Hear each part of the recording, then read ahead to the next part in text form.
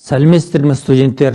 Бүгінгі өтетін тақырыбымыз қос және көп нүкте қойылатын орындары, нүктелі үтір. Осы тақырып аясында мынадай мәселелер қарастырылады. Бірінші, қос нүктенің қойылатын орындары.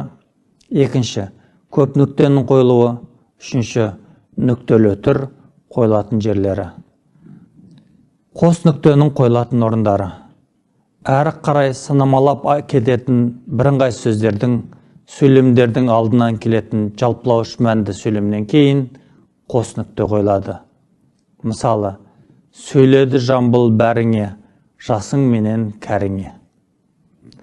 Бірыңғай мүшелерден бұрын тұрған жалпылауыш сөзден кейін, мысалы, атап айтқанда деген сөздер келсе, олардың алдарынан үтір, соңынан қос нүкте қойылады.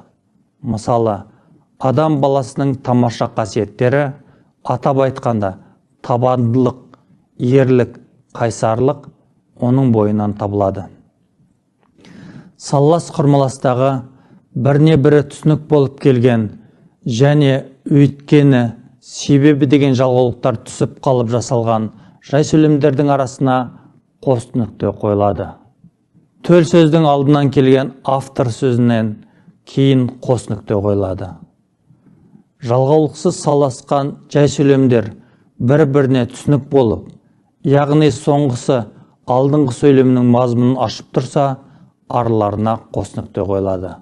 Мысалы, аюлар үйде жоқ, олар орман ішіне серуенге кеткен еді.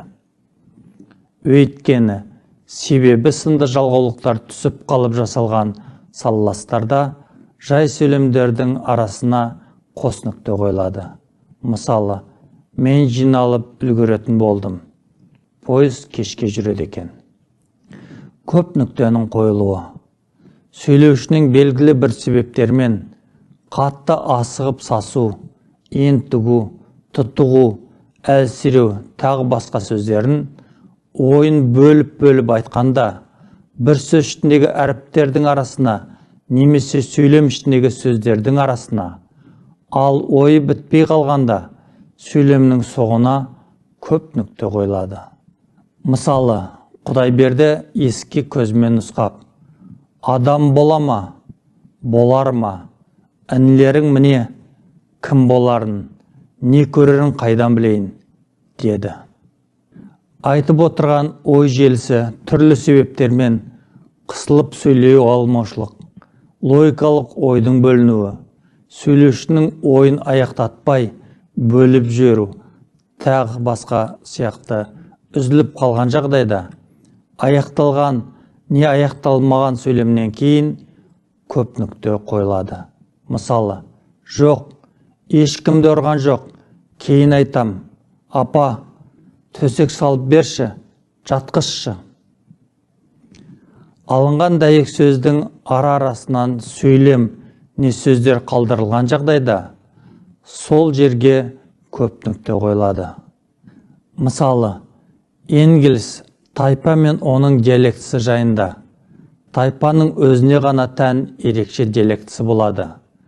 Шындығында тайпа мен оның диалектісі бір жерден шығып отырады десе, тайпаның бөліну процесін бөліну арқылы жаңа тайпалар мен жаңа тілдердің жасалуы деп сипаттайды.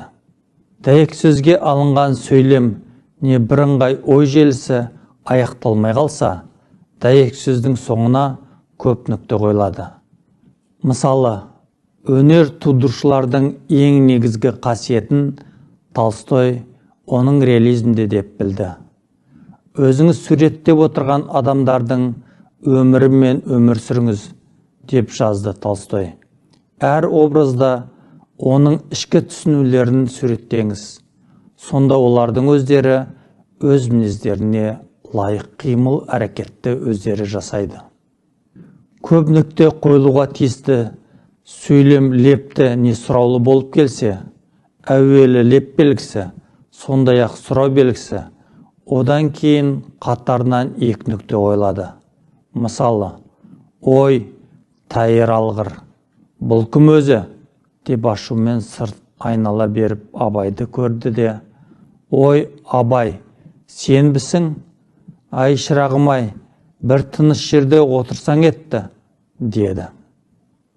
Кейде көп нүкте қойылуға тиісті сөйлем әрі лепті, әрі сұраулы болып келсе, әуелі мағынасына қарай не леп, не сұрау белгілері, олардан соң бір нүкте қойылады. Мысалы, ән салған жылқышының дауыстары да кейде шырқала, кейде баяула естіліп жатады. Ол да маған таныс түндер, көлше, ауарше. Жазушы айтып келе жатқан оқиғаның жалғасын созбай, әрі қарай тоқтатады да көп нүкте қояды.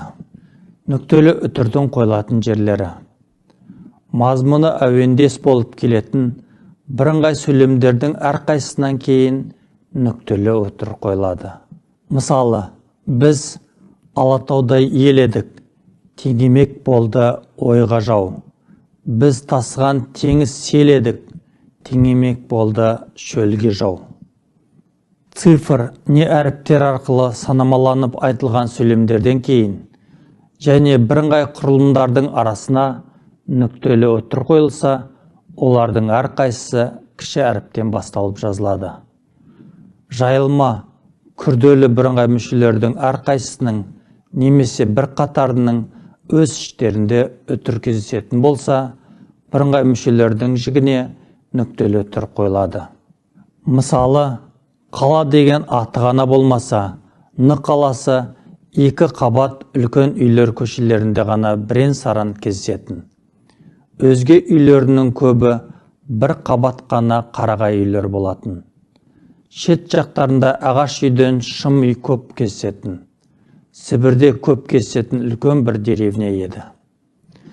Мағына жағынан іліктес болғанмен, азды көпті бөлектеніп тұратын, көбінесе өз ішінде үтірлері бар жай сөйлемдердің арасына нүктелі үтір қойылады. Мысалы, Сүйінбай, кедей жұртының тілін жақсы ұғын.